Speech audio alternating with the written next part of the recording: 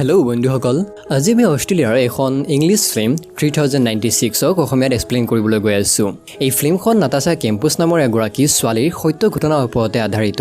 ফিল্মখনত তাইৰ এই কৰুণ কাহিনী দেখি আপোনালোকো আচৰিত হৈ ৰ'ব। তাইক মাত্ৰ 10 বছৰ বয়সতে অপহৰণ কৰা হৈছিলে আৰু প্ৰায় 3096 দিনলৈকে তাই নিৰ্যাতনৰ বলি হ'বলগীয়া হৈছিল। তাই কেনেকৈ থাকিছিলে, কেনেকৈ এইবোৰ কষ্ট সহ্য কৰিছিলে, ইয়াৰ উপৰি কেনেকৈ এইবোৰৰ পৰা বাচি আহিল, এই ফিল্মখনত দেখুওৱা হৈছে। তেন্তে বলক ফিল্মখনৰ ফালে আগবাঢ়ো, কিন্তু তাৰ আগতে কৈ দিওঁ যে প্ৰায় 75% লোকে ভিডিঅ' চাই চেনেলটি ছাবস্ক্ৰাইব নকৰে। আপুনি নিশ্চয় ছাবস্ক্ৰাইব কৰি ল'ব আৰু লগতে থকা বেল আইকনটোত প্ৰেছ কৰিব, যাতে ভৱিষ্যতলৈ এনেকুৱা ফিল্মবোৰ আপুনি চাবলৈ পায়। এই ফিল্মখনৰ আৰম্ভণি হয় সৰু নাতাশাৰ পৰা। দেখুওৱা হয় যে তাই নিজৰ দেউতাকৰ লগত ক্লাবলৈ ফুৰিবলৈ গৈছে। তাইৰ দেউতাক আৰু মাক একেলগে নাথাকে আৰু সেইবাবে তাইৰ দেউতাকে মাজে সময়ে তাইৰ লগত ফুৰিবলৈ ওলাই যায়। আজি তাইৰ দেউতাকে ক্লাবলৈ আহিছে। ক্লাবত তেওঁৰ বন্ধু লগ পায়, সেইবাবে তেওঁ অলপমান বেছি সময় তাত কটাই দিয়ে আৰু নাতাশাক ঘৰলৈ পঠোৱাতে তেওঁৰ দেৰি হৈ যায়। নাতাশা যেতিয়া ঘৰলৈ যায় তেতিয়া তাই শুই পৰে, কিন্তু ৰাতিপুৱা সাৰ পাওঁতে তাইৰ অলপমান দেৰি হৈ যায়। তাইৰ মাক তেতিয়া তাইৰ ওপৰত বহুত খং কৰি আছিলে, কিয়নো স্কুললৈ যোৱাৰ সময় হৈ পৰিছে আৰু তাই এতিয়াও শুই আছিলে। তেতিয়া মাকে খঙতে কয় যে এজনী 10 বছৰীয়া ছোৱালীক ক্লাবলৈ লৈ যোৱাটো উচিত নহয় আৰু সেইবাবে খঙতে তাইৰ মাকে তাইকে মাৰি দিয়ে। মাৰ খাই নাতাশাৰ বেজাৰ হৈ পৰে আৰু তাইৰো খং উঠে। খঙতে তাই নিজে সাজু হয় আৰু স্কুললৈ অকলে ওলাই পৰে। আৰু হয়তো এইটোৱে আছিল তাইৰ জীৱনৰ আটাইতকৈ ডাঙৰ ভুল, কিয়নো ৰাস্তাত নাতাশাক অকলে পাই এজন লোকে ভেনত নাতাশাক কিডনেপ কৰি লয়। যেতিয়া নাতাশা ভেনত উঠে তেতিয়া তাই বহুত জোৰে চিঞৰি আছিলে আৰু সেইবাবে সেই লোকজনে নাতাশাক বহুত জোৰে মাৰে, যাৰ বাবে তাই অজ্ঞান হৈ পৰে। যেতিয়া নাতাশাৰ চকু মেল খায় তেতিয়া তাই নিজকে এটি সৰু কোঠালিত দেখা পায়। সেই কোঠালিটোত মাত্ৰ এটা টয়লেট ছিট আছিলে আৰু এটা সৰু বেচিন আছিলে আৰু ইয়াৰ বাদে সেই কোঠালিটোত আৰু একোৱেই নাছিল। তাই তাত বহুত জোৰে চিঞৰিব ধৰে আৰু অলপ সময়ৰ পিছত তাই কান্দিবলৈ ধৰে, কিন্তু হয়তো এয়া শুনিবলৈ তাত কোনেও নাছিলে। অলপ সময়ৰ পিছতে তাত সেই লোকজন আহে যিজনে তাইক অপহৰণ কৰিছে। তেতিয়া গম পোৱা যায় যে সেই লোকজনৰ নাম হ'ল ৱল্ফগেং। সেই লোকজনে তাইৰ বাবে অলপমান খোৱা বস্তু আৰু কম্বল লৈ আহিছিলে। তাইৰ বহুত ভোক লাগি আছিলে আৰু সেইবাবে তাই একো নোকোৱাকৈ সেইখিনি খাই লয় আৰু তাৰ পিছতে সেই লোকজনে তাইক কপালত চুমা খায় আৰু তাৰ পৰা গুচি যায়। কান্দি কান্দি নাতাশাৰ তেতিয়া বহুত ভাগৰ লাগি আছিলে আৰু সেইবাবে তাইও শুই পৰে। দেখুওৱা হয় যে তাৰ পিছৰে পৰা ৱল্ফগেং সদায় তাইৰ এই কোঠালিলৈ আহে, অলপমান খোৱা বস্তু দিয়ে, সেয়া তাই খাই লয় আৰু তাৰ পিছত ৱল্ফগেঙে তাইৰ চুলি সেই বেচিনটোত ধুই দিয়ে আৰু তাৰ পিছতে অলপমান কাহিনী শুনায় আৰু তাই শুই পৰে। বহুদিন ধৰি ৱল্ফগেঙৰ লগত থাকি থাকি তাই এতিয়া ৱল্ফগেঙৰ লগত অলপ চলপ কথা পাতিবলৈ আৰম্ভ কৰে। তেতিয়া তাইৰ তাত এখন লেটাৰ আছিলে। সেই লেটাৰখন তাই ৱল্ফগেঙক নিজৰ মাকলৈ দিবলৈ কয়। তেতিয়া সেই লোকজনে কয় যে তোমাৰ মাক আৰু দেউতাকে তোমাক অলপো ভাল নাপায়, কিয়নো মই সিহঁতক কিছুমান বস্তু দাবী কৰিছোঁ আৰু সেইবোৰ দি দিলে মই তোমাক এৰি দিম, কিন্তু সিহঁতে এই দাবীবোৰ কেতিয়াও নামানে আৰু সেইটো দেখি গম পোৱা যায় যে সিহঁতে তোমাক নিবিচাৰে। তেতিয়া নাতাশাও বহুত বেজাৰ হৈ পৰে, কিন্তু এনেকুৱা একোৱেই নাছিল। ৱল্ফগেঙে সিহঁতৰ পৰা একো দাবীয়ে কৰা নাছিলে, কিন্তু এইবোৰ সেই লোকজনে মিছা কথা কয় আৰু সেয়া নাতাশাই বিশ্বাসো কৰি লয়। কিন্তু আনফালে দেখুওৱা হয় যে নাতাশাৰ মাক দেউতাকে নাতাশাক হেৰাই টোপনি মাৰিবই পৰা নাই। প্ৰায় 3-4 মাহমান হৈ গ'ল, কিন্তু এতিয়ালৈকে নাতাশাৰ একো খা খবৰ নাই। বহুতো নিউজ পেপাৰত নাতাশাৰ মিচিং ৰিপৰ্টো আহি পৰে, কিন্তু পুলিচে বহুত চেষ্টা কৰাৰ পিছতো নাতাশাৰ কোনো ধৰণৰ ক্লু পোৱাই নাযায়। কিন্তু হঠাৎ এদিনাখন এজনী ছোৱালী আহে।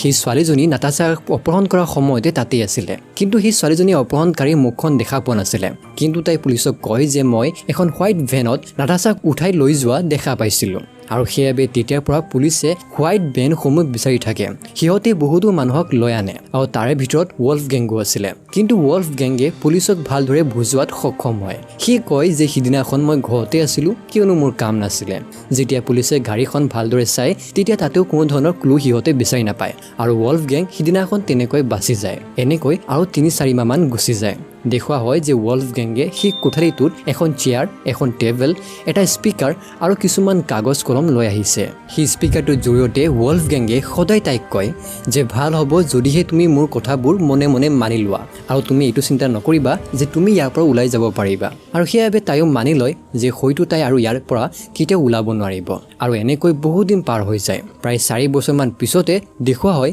যে তাইৰ অৱস্থা বহুত বেয়া, তাই বহুত ক্ষীণাই গৈছে। কেতিয়াবা ৱল্ফগেঙে তাইৰ বাবে খোৱা বস্তু আনিবলৈ পাহৰি যায়, যাৰ বাবে তাই এদিন দুদিনলৈকে নোখোৱাকৈ থাকিবলগীয়া হৈছে। কিন্তু ৱল্ফগেঙে তাইৰ বাবে বহুতো কিতাপ লৈ আহিছিলে আৰু সেই কিতাপবোৰ তাই পঢ়িছিলে আৰু এনেকৈ তাই সময় পাৰ কৰিছিলে আৰু আনফালে দেখুওৱা হয় যে এতিয়াও মিডিয়াত মাজে সময়ে নাটাছাৰ কথা ওলায় কিন্তু সেইবোৰ কোনো গুৰুত্ব নিদিয়ে কিয়নো সকলোৱে ভাবে যে নাটাছাৰ এতিয়া মৃত্যু হৈছে কিন্তু তাইৰ মাকৰ এতিয়াও বিশ্বাস আছিল যে নাটাছা এতিয়াও জীয়াই আছে আৰু হয়তো কোনোবাই তাইক অপহৰণ কৰিছে আৰু সেইবাবে তাই সদায় নাটাছাৰ বাবে প্ৰাৰ্থনা কৰি থাকে আৰু আনফালে দেখুওৱা হয় যে ৱল্ফগেং সেই কোঠাৰীটোত আহি পৰিছে আৰু সিদিনাখন তাইক প্ৰথমবাৰৰ বাবে ৱল্ফগেঙে খিৰিকীৰে বাহিৰলৈ চাবলৈ দিয়ে তাই তেতিয়া বাহিৰলৈ চাই আৰু গম পায় যে হয়তো তাই কোনো ধৰণৰ বিল্ডিং বা ঘৰৰ বেছমেণ্টত আছে যেতিয়া ৱল্ফগেং নাথাকে তেতিয়া তাই দুৱাৰবোৰ খুলিবলৈ চেষ্টা কৰে কিন্তু সেই দুৱাৰবোৰ বহুত ওজনৰ আছিলে আৰু সেই দুৱাৰবোৰ কেৱল বাহিৰৰ পৰাহে খুলিব পাৰি এনেকৈ বহু মাহ পাৰ হৈ যায়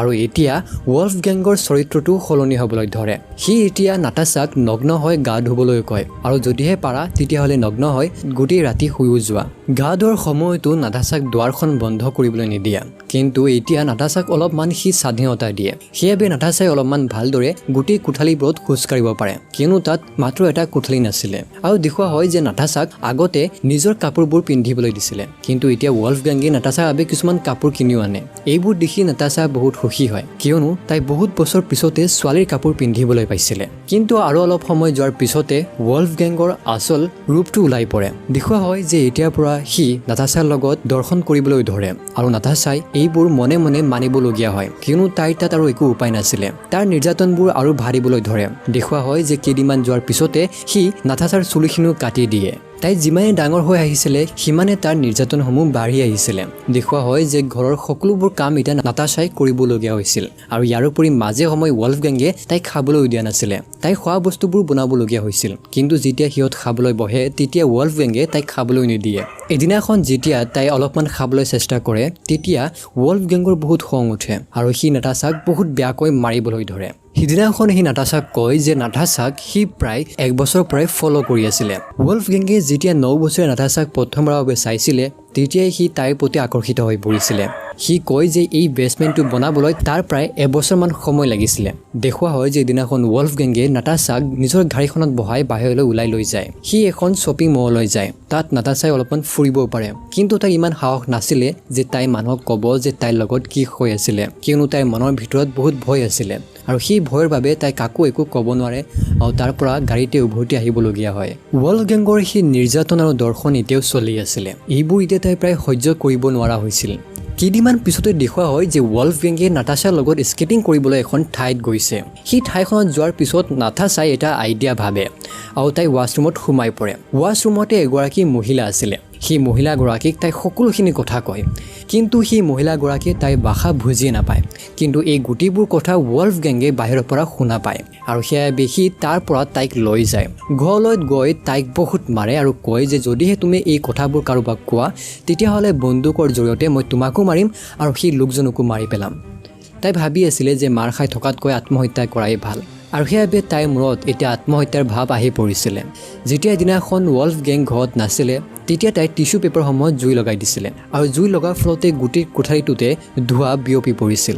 আৰু সেইবাবে তাই উশাহ নিশাহ ল'ব পৰা নাছিলে কিন্তু এইবোৰ সহ্য কৰিব নোৱাৰি তাই সেইটো নুমুৱাই দিয়ে কিন্তু ৱল্ফগেঙে ধোঁৱা দেখি তাত আহি পৰে সি গম পায় যে নাটাছাই আত্মহত্যা কৰিবলৈ চেষ্টা কৰিছে আৰু সেইবাবে সি আকৌ নাটাছাক মাৰিবলৈ ধৰে তেতিয়া তাই আকৌ ভাবে যে এই মাৰ খোৱাতকৈতো মৰি যোৱাই ভাল আছিলে কিন্তু ৱল্ফগেঙে কয় যে তুমি মৰিব নোৱাৰিবা যদিহে তুমি এনেকৈ চেষ্টা কৰা তেতিয়াহ'লে মই তোমাক আৰু বেয়াকৈ মাৰিম তাৰ পিছত এদিনাখন দেখুওৱা হয় যে ৱল্ফগেঙে নাটাছাক নিজৰ গাড়ীখন ধুবলৈ দিছে আৰু ইয়াৰ পিছতে ভেকুৱাম ক্লিনাৰৰ জৰিয়তে সেই গাড়ীখন চাফা কৰিবলৈ দিছে যেতিয়া নাটাছাই ভেকুৱাম ক্লিনাৰৰ জৰিয়তে গাড়ীখন চাফা কৰি থাকে তেতিয়া ৱল্ফগেঙলৈ এটা ফোন কল আহে সি ফোনতে কথা পাতি আছিলে কিন্তু ভেকুৱাম ক্লিনাৰৰ শব্দৰ বাবে সি একো শুনা পোৱা নাছিল সেইবাবে সি ঘৰৰ ভিতৰত গৈ ফোন কৰিবলৈ যায় আৰু তেতিয়া নাটাছা অকলে আছিল নাটাছাই তেতিয়া প্ৰায় 10 মিনিট সময়লৈকে ভাবে যে তাই এতিয়া কি কৰিব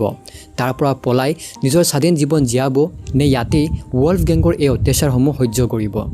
তাই এনেকৈ বহুতো কথা চিন্তা কৰে আৰু তাৰ পিছত সাহস গোটাই আৰু তাৰ পৰা পলাই যায় তাই দৌৰি দৌৰি এগৰাকী মহিলা ঘৰত সোমাই পৰে সেই মহিলাগৰাকীক গৈ তাই সকলোখিনি কথা কয় তেতিয়া সেই মহিলাগৰাকীয়ে 911 অৰ্থাৎ পুলিচলৈ ফোন কৰে পুলিচ তাত আহি পৰে আৰু নাটাছাক উদ্ধাৰ কৰে আৰু যেতিয়া ওলফগেং নিজৰ গাড়ীখন চাবলৈ আহে তেতিয়া নাটাছাক বিচাৰি নাপায় আৰু সিও গম পায় যে নাটাছা পলাই গৈছে আৰু সেইবাবে সিও পলাবলৈ আৰম্ভ কৰে পুলিচে তাৰ এতিয়া পিছা কৰি আছিলে কিন্তু